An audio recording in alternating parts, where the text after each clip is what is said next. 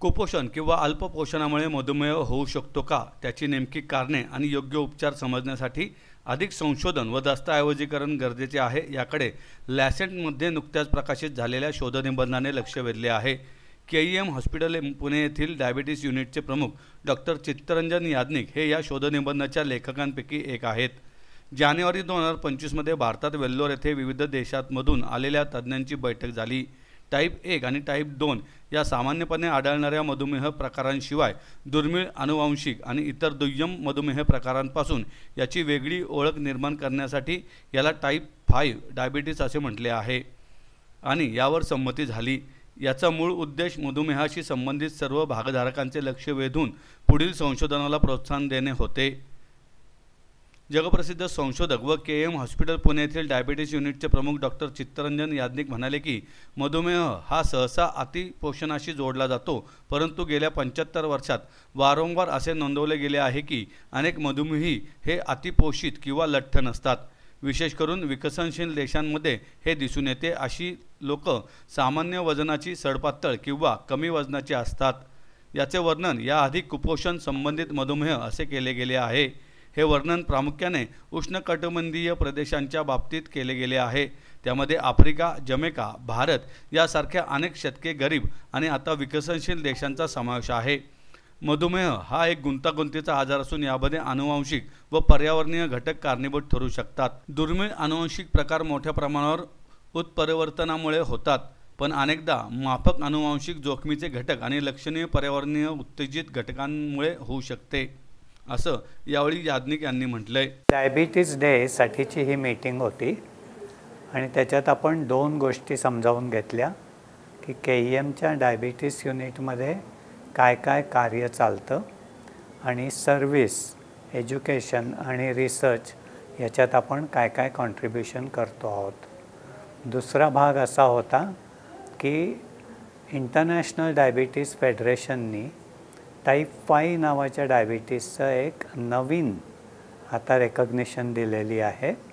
तर त्याचा काय संबंध आहे, त्याचा अंडर न्यूट्रिशनशी कसा संबंध आहे, rather than over nutrition which is the common cause of type 2 diabetes, याबद्दल आपण माहिती बघितली आणि या गोष्टी जनरल पब्लिकमध्ये पसरणं जरुरी आहे, म्हणजे त्यांना युनिटच्या कामावरनं फायदा करून घेता येईल आणि नवीन प्रकारचे जे डायबिटीस होत आहेत त्याचं काय कारण असू शकेल याच्यावरच्या रिसर्चवर लक्ष ठेवून वाचता येईल। जो शोधनिबंध सादर केला आहे लॅन्सेट जर्नलमध्ये, त्याच्यात एकूण 30 देशातले लोक सायंटिस्ट आले होते।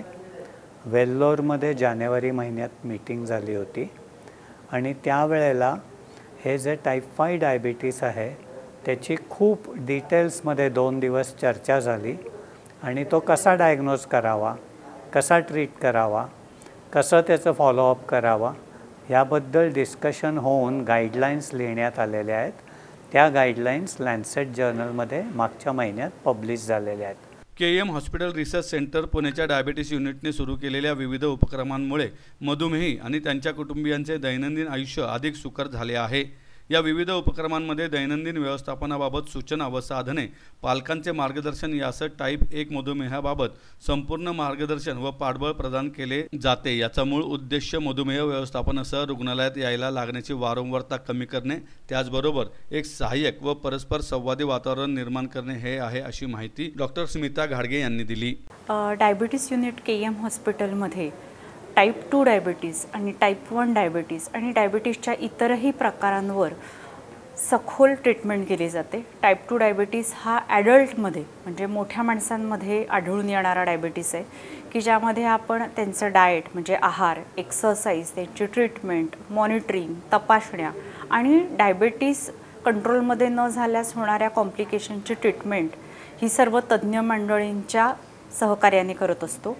दुसरा एक डायबिटीस म्हणजे टाईप 1 डायबिटीस की जो लहान मुलांमध्ये दिसून येतो की ज्यामध्ये इन्सुलिन बॉडीत तयार होत नसल्यामुळे जो डायबिटीस होतो की ज्याची ट्रीटमेंट ही दिवसातनं 4 वेळा इन्सुलिनचे injection, blood sugar monitoring, dose adjustment आणि त्याबरोबरच दैनंदिन आयुष्यामध्ये असणाऱ्या किंवा येणाऱ्या त्यांच्या अडचणींबद्दल मार्गदर्शन, त्यासाठी त्यांना त्यांच्या फॅमिलीला, केअरगिव्हर्सला एन्करेजमेंट वेगवेगळ्या गोष्टींमधून आपण देत असतो.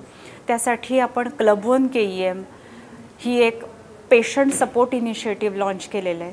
त्याबरोबरच आपण मुलांना माहिती देण्यासाठी, मार्गदर्शन करण्यासाठी डायबडी की त्यातलेच सिनियर लोक आपल्या ज्युनियर लोकांना मार्गदर्शन करतील.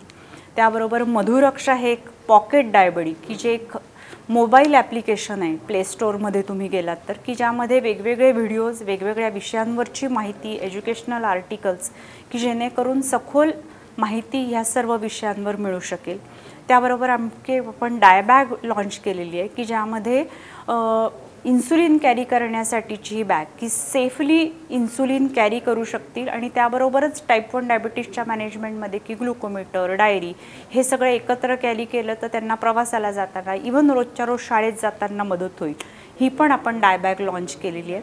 तशा आणि वेगवेगळे वर्कशॉप आहेत, इनिशिएटिव्ज आहेत, कॉम्पिटिशन्स आहेत, सहली आहेत, असं आपण अरेंज करतो की जेणेकरून टाईप 1 डायबिटीसच्या बद्दल अवेअरनेस आणि त्याची भीती कमी होईल आणि ज्यांना झाला आहे त्यांना योग्य मार्गदर्शन मिळू शकेल.